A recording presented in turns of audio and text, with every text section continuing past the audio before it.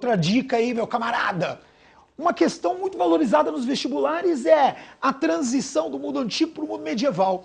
A crise do modo de produção escravista no mundo romano, a partir do século III. Lembre-se que o século III é o século da crise de Roma, da crise do escravismo, e a escravidão começa a ser o escravo começa a ser paulatinamente substituído pelo colono, pelo colonato. Agora, lembrem que no século V, a estrutura econômica romana já não é mais capaz de manter o Estado. E o Estado não é mais capaz de conter os avanços bárbaros. 476, você tem a queda do Império Romano, ou seja, o Império cai diante dos povos invasores, mas não caiu apenas por conta das invasões, caiu por conta também da falência das suas estruturas econômicas e políticas.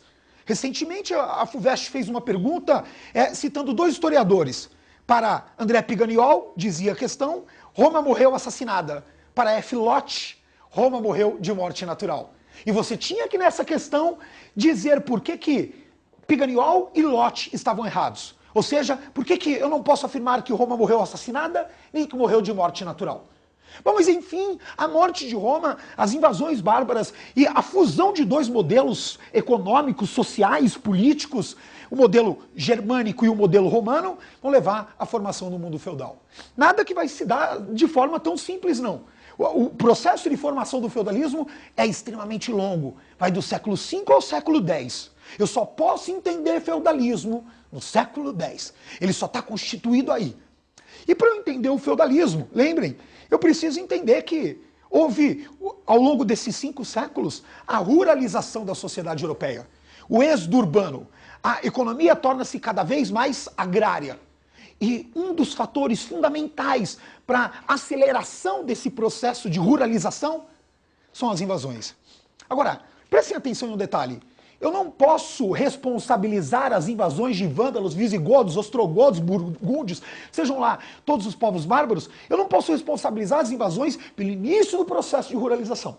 Lembre que o início do processo de ruralização se dá com a crise do escravismo. E o historiador Jacques Le Goff, nesse maravilhoso livro A Civilização do Ocidente Medieval, que foi publicado pela editora da Universidade de Santa Catarina, vai nos chamar a atenção para esse detalhe. O processo de ruralização se inicia com o colonato no século III. É a falta de mão de obra escrava, é a queda na produção e é a queda no abastecimento das cidades que vai gerar crises de fome nas cidades.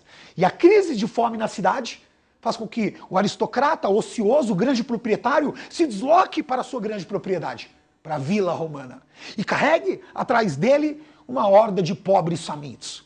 Ou seja, é a crise do escravismo que dá origem ao processo de ruralização. Mas as invasões acabam acelerando a ruralização, porque a invasão desarticula as redes comerciais, prejudicando ainda mais o abastecimento da cidade, criando uma condição miserável ainda maior, prejudicando ainda mais o cidadão que vai para o campo. Jacques Le Goff diz brevemente, é a necessidade de se alimentar que explica a fuga dos ricos para suas terras e o êxodo dos pobres para os domínios dos ricos. Aqui ainda, as invasões bárbaras, ao desorganizar a rede econômica, ao deslocar as rotas comerciais, precipitam a ruralização das populações, mas não a criam. Beleza? Um grande abraço, boa prova!